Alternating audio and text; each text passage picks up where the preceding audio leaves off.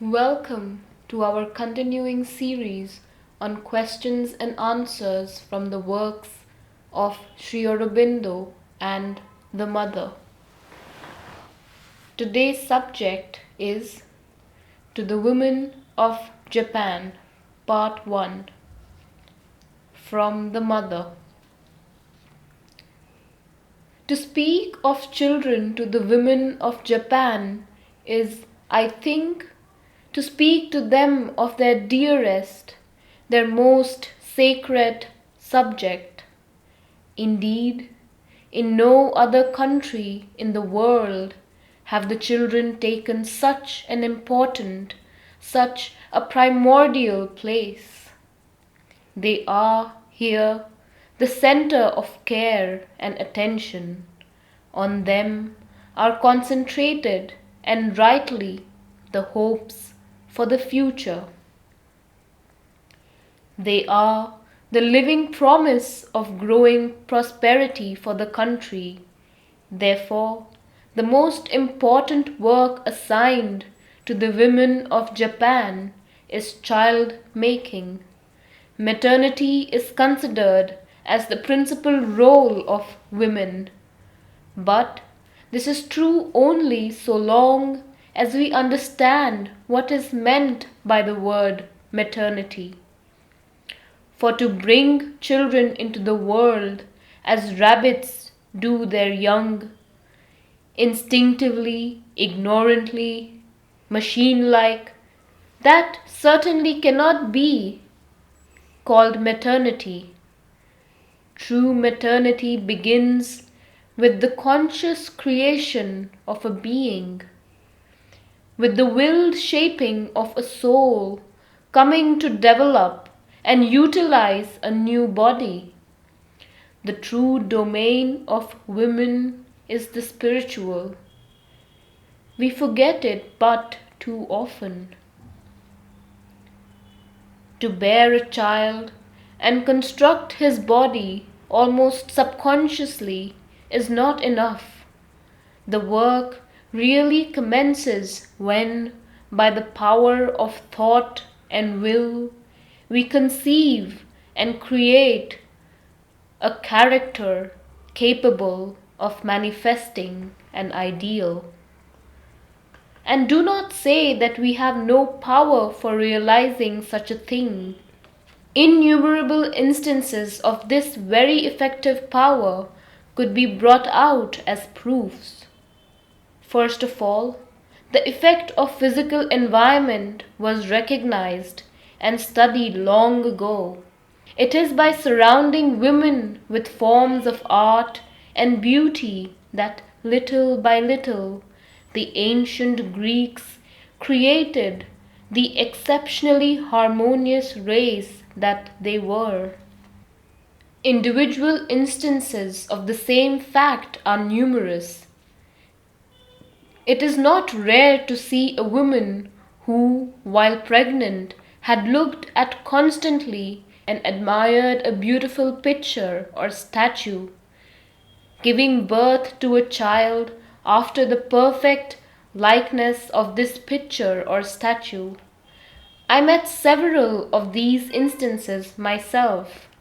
Among them, I remember very clearly two little girls.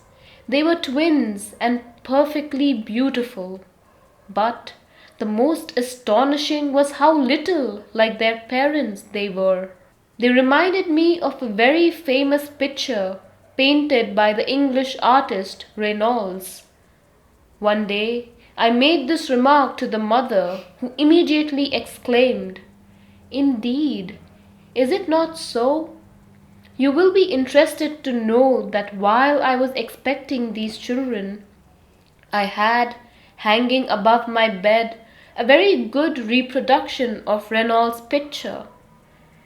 Before going to sleep, and as soon as I woke, my last and first glance was for that picture, and in my heart I hoped, may my children be like the faces in this picture. You see that I succeeded quite well.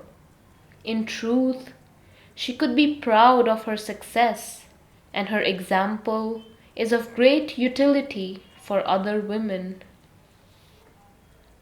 But if we can obtain such results on the physical plane, where the materials are the least plastic, how much more so on the psychological plane, where the influence of thought and will is so powerful? Why accept the obscure bonds of heredity and atavism, which are nothing else than subconscious preferences of our own trend of character, when we can, by concentration and will, call into being a type constructed according to the highest ideal we are able to conceive? With this effort, maternity becomes truly precious and sacred. Indeed, with this, we enter the glorious work of the Spirit, and womanhood rises above animality and its ordinary instincts towards real humanity and its powers. In this effort, in this attempt, then lies our true duty, and if this duty was always of the greatest importance, it certainly has taken a capital one in the present turn of the earth's evolution, for we are living in an exceptional time, at an exceptional turning point of the world's history. Never before, perhaps, did mankind pass through such a dark period of hatred, bloodshed, and confusion, and at the same time never had such a strong, such an ardent hope awakened in the hearts of the people. If we listen to our heart's voice, we immediately perceive that we are, more or less consciously, waiting for a new reign of justice, of beauty, of harmonious goodwill and fraternity. And this seems in complete contradiction with the actual state of the world. But we all know that never is the night so dark as before the dawn. May not this darkness then be the sign of an approaching dawn? And as never was night so complete, so terrifying, maybe never will dawn have been so bright, so pure, so illuminating as the coming one. After the bad dreams of the night, the world will awaken to a new consciousness.